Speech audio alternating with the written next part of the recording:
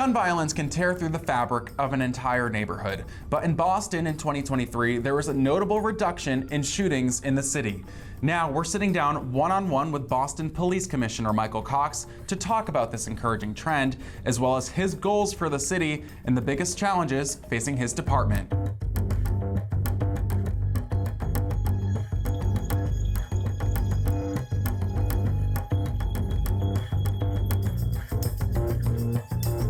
I'm pretty proud of the officers that work for our department and the partners that we have just here in the city, whether it's the mayor and her team and all our violence reduction management team that we work in the city to work on lowering those. So, you know, as far as the number of people shot in the city, it's a record low. We haven't had this few people, you know, actually shot, and since we began keeping records since the BRIC was formed, you know, as far as, you know, my knowledge is concerned. In homicides, we had a very low rate last year. It was like 40. This year it's 37, which is tremendous. But, you know, that is a pretty low number going back many years in general. And so I know it takes a lot of work, a lot of hard work to do that, a lot of partners to do that, and more importantly, I want to thank the public. You know, we've been asking the public to help participate and understand that this is not just a public safety issue, it's a community issue, and they've been getting more involved. They've been very helpful in some of our high-profile incidents that we've had, and we've gotten tips and help from them to help resolve some of these issues and hold people accountable. And we're very thankful to all the people in the city to help us keep our rates as low as what they are.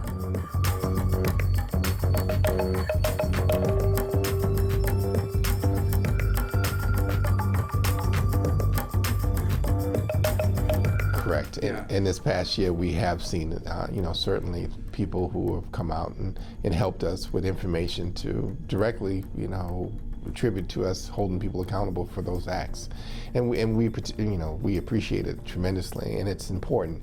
Without the public's help, you know, it's virtually almost impossible for us to solve crimes in this way unless we witness it ourselves. Without the public's help and support, it's almost impossible to do. I'm happy it's happening or starting to occur. I think we spend a lot of time trying to build trust in our community. We've been practicing community policing for a long time here in the city. And, you know, we went through a period, certainly with COVID, and, you know, the period associated with it where maybe there's you know, a break between us and the public in a lot of ways, but we're really trying to mend those ties. And I think we're, you know, receiving the benefit of actually establishing, you know, a true partnership with the public like what we had before in the past. And this is the fruits of that relationship. You know, add that into the holistic view of crime and fear crime, and working with the city and the mayor's team on, you know, like the issues around trauma in the neighborhoods and addressing those issues, and just working with so many different partners that we have, whether it's our best team, clinicians, or our other partners with Youth Connect that help us and help families that are struggling with different issues in general. It's not just a police issue, it's usually a societal issue that we need help to try to address. And there's a lot more partners willing to help us in so many ways. And I think that, you know, Boston's a city that we're blessed in so many ways, and these are the results of it, the crime numbers that you see. Taking a closer look at the numbers, BPD says 2023 had the fewest number of people shot since the Boston Regional Intelligence Center started collecting data in 2005. That number, 144 in 2023, down from 180 in 2022, and a big drop from 274 in 2020, a year when violent crime hit alarming numbers nationwide amid the pandemic and social tension over the murder of George Floyd in Minneapolis.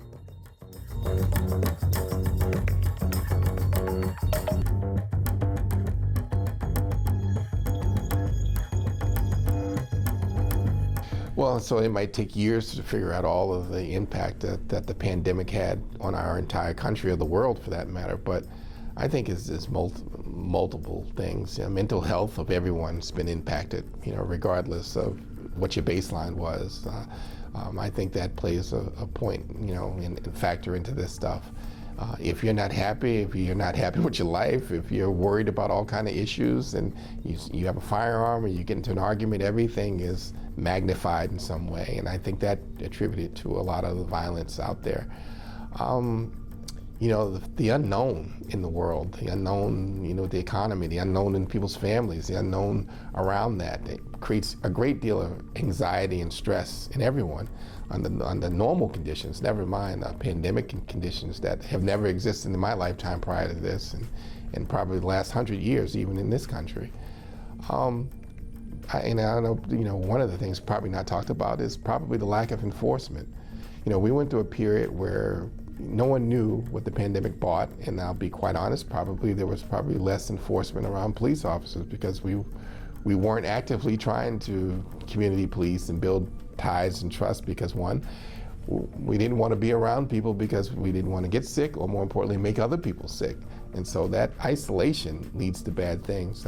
As humans, we're not meant to be isolated, and we went through a long period where we did it on purpose, and we isolated families from each other. And then, you know, there was a consequence to some of those things. So the combination of, you know, all of those things, plus other factors, which I'm not smart enough to even figure out, I think led a long way to maybe making violence, you know, the go-to for a lot of people. I think particularly now in Boston, because we've come out of it, because we are actively, you know, trying to go back to our roots around community policing, engaging the public more, being around more people, bring more partners involved as a community to resolve these issues. I think as a community, we are resolving those issues, just the opposite of what happened during the pandemic. So I think that there's something to it now. You know, it usually takes years of data or whatever research to figure out for sure where it comes from, but you know, as far as I'm looking at it from right now, I'd say some of the contributing factors are what I just talked about.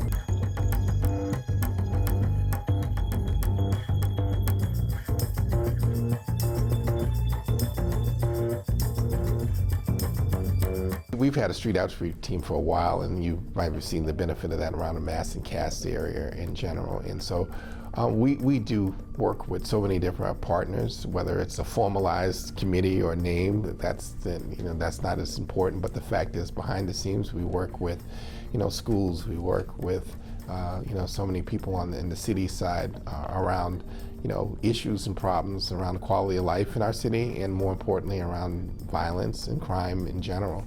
And how do we address it? Because I think their partnership on dealing with the back end on why these things happen are really important to make sure that they don't happen again in the future. You know, part of our end is really about holding people accountable for, you know, the crimes, and I think we're fairly good at that with partnership and cooperation with so many people. But visibility is important, you know, trying to be out there to deter it from happening in the first place. And, you know, Boston's a wonderful city, and I think people get fed up with stuff, and they want to make it, you know, make sure it stays the best city in America. So people are participating more because, you know, they're tired of seeing, you know, things that they don't believe are appropriate in their neighborhoods and their communities.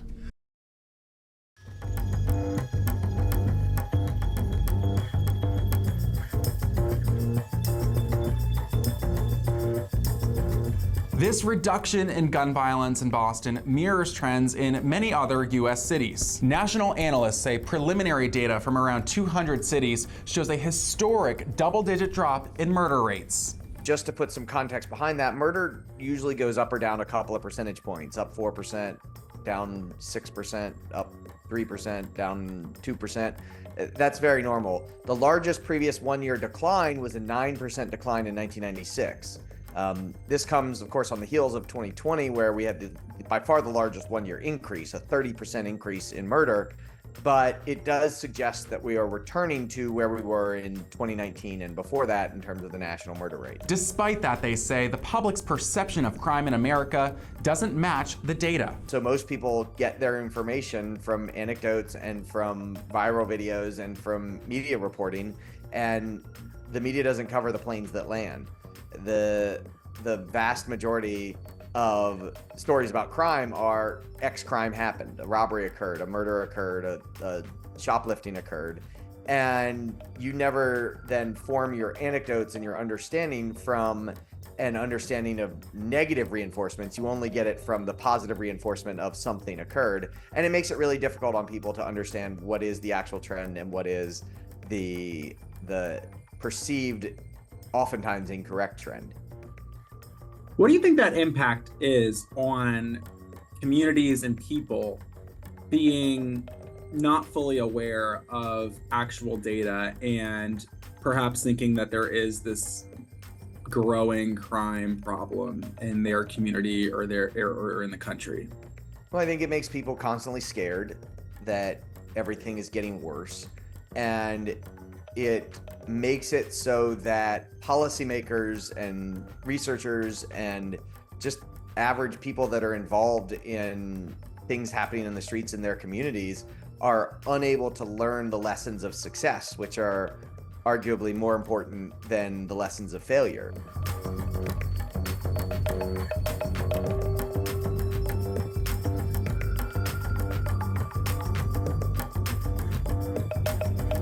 No, that's an excellent question, and I want that number to be zero as well.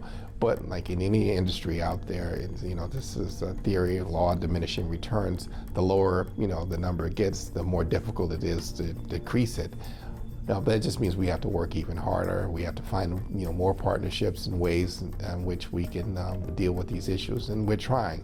We are trying to be as inventive as possible. We're trying to partner with as many people as possible and get the, good ideas from people about how we can go about doing that. We spare no expense when it comes to like crime in the city, particularly around violent crime, or between partnerships between our local partners, our state partners, our federal partners, and then also trying to trace where did this come from, whether it's gun violence and guns. You're trying to trace where they came from, to try to hold those people accountable, so maybe the influx of guns coming here are lessened in some way, to dealing with mental health issues and things of that nature, where trying to get the help to the people who need it, so maybe that they don't perpetrate crimes or impact the community they're involved in, as well as issues around their own safety. And so as long as those partnerships are strong, as long as we understand that these are big issues and it takes more than one subject matter to actually address it, I think that we're going to go a long way of making sure our crime stays low, and more importantly, maybe even gets lower around that. And so it's not easy. These are not, we haven't solved anything, but the fact is we are working with more and more people to address the issues as we see it. And the numbers seem to be proving that out, that as long as we're working towards it, I think those numbers will continue to hopefully work down.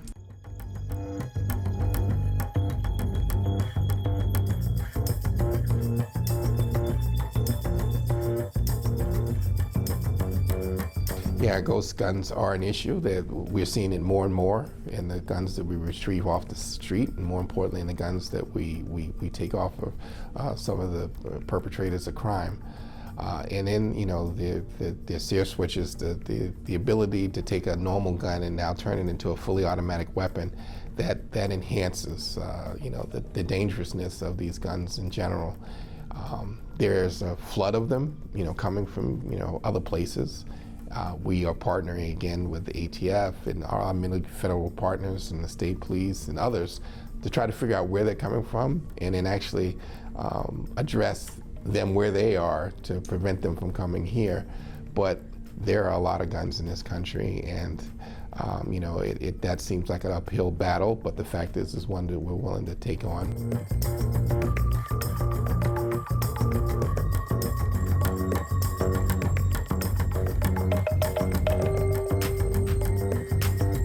Yeah, and so I don't want to give the impression as though we don't, we have a fair number of police officers. We are nowhere near the amount that we are assigned that we could have or should have in some ways, because we're having a lot of hard time attracting people to take the job, to take the exam, to come on our job. And we're working on that. And hopefully when people see this, if you want to help the public and give back in so many ways to the city, please take the exam and come join our force, because we have openings. Enough from that advertisement, but the point is that we are down, but the fact is that crime is, particularly violent crime, has been in the same areas for the city for a long period of time, and we kind of know what those areas are. And so we make sure that those areas have officers, that we are try to be in the right places at the right time. But more importantly, there's always a partnership around this. The data is out there, and it's been out there for a long time, but we are trying to work with our community partners to make sure that the data matches up with their concerns are, what their priorities are for the police. And then I think the more we do that, the more we ask for their help, and the more that they see the benefits of this partnership, I think the better off we all are, and it kind of begets more community. It begets more good behavior. It starts to become a community where there's just less and less crime because everyone has a vested interest in making sure we're all safe.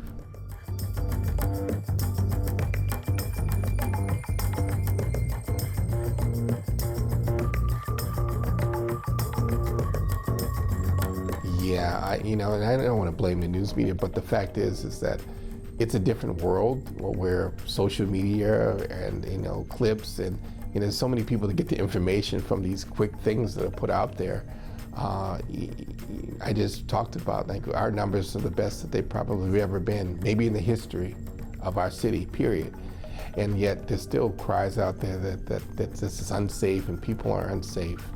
There's sometimes a disconnect between real crime statistics and people's fear of that. And that fear is driven by sometimes media, what's shown over and over again, what's emphasized over and over again.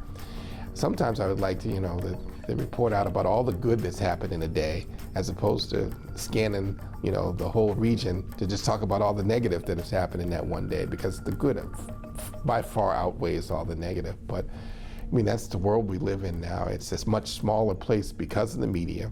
And sometimes when there's nothing good, negative, I shouldn't say, when they don't really report out on the good, all you do is report out on the negative, and it can seem as though it's this extremely negative world and place we're living in. And the reality is that statistically speaking, we're better now than we've probably been at any time around that. And so, I think education, talking about that and letting people be aware of that, maybe will defeat some of the impact of that. But social media is a very powerful thing, in particularly with young people and people in general. And so I'm not really sure how you undo that. I just try to tell the story of who we are as a department and what we're trying to do in the city and the results that are happening as a result of that. And hopefully people will start to understand and feel better about this community we live in our city, because it's a wonderful city.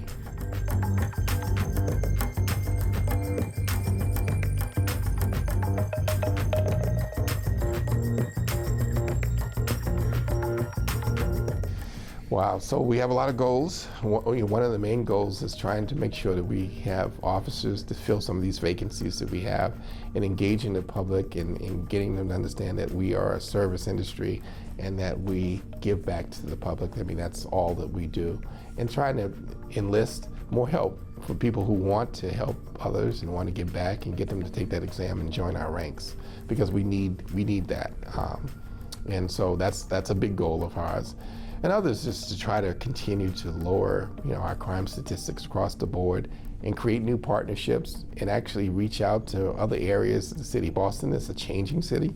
It's a growing city. It's a big city. Just to make sure that we have a presence in all our neighborhoods where, when I say a true community, where they trust the police and the police, have a relationship with all the residents in these areas. And so we have a ways to go as far as that's concerned too. And so, we have a lot of goals, but the main ones is if we can lower crime, because that's what we're here to do, to make sure residents are safe, and to build the trust with the residents, and make sure that we have enough officers to fill our vacancies. I think that's a tremendously important thing across the board. So those are probably some of the main priorities we have right now, and then there's some in the future that we will talk about a little later.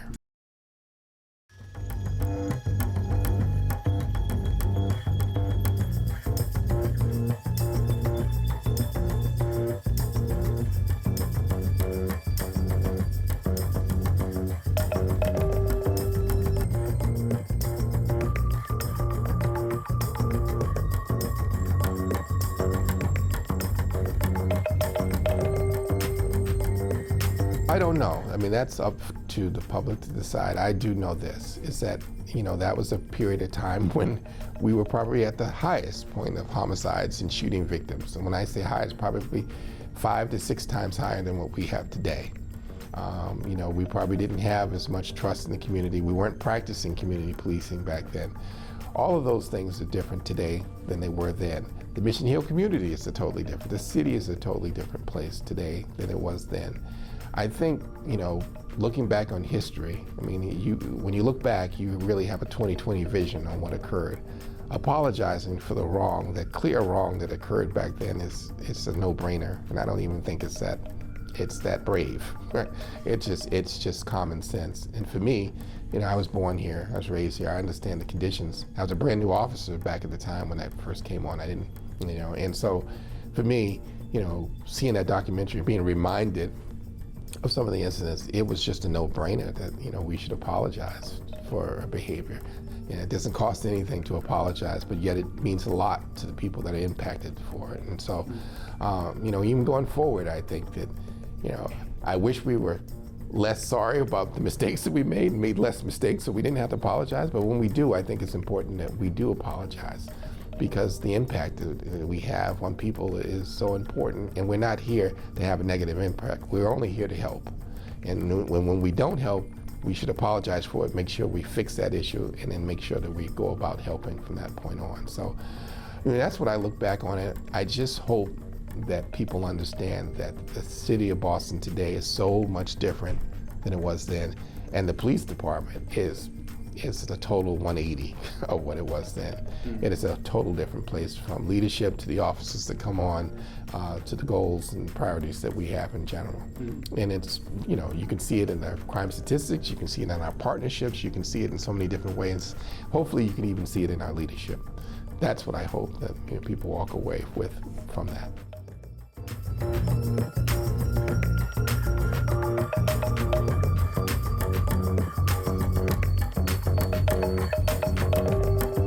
That was certainly before most. I don't think there's very few people that were even on this job back in that period. And the fact is, it is a much different place.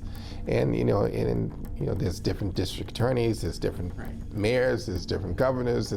We're a different place. And so no, I would not know. We're not, revisiting that. We've already learned from the mistakes of the past, and hopefully you see it every day.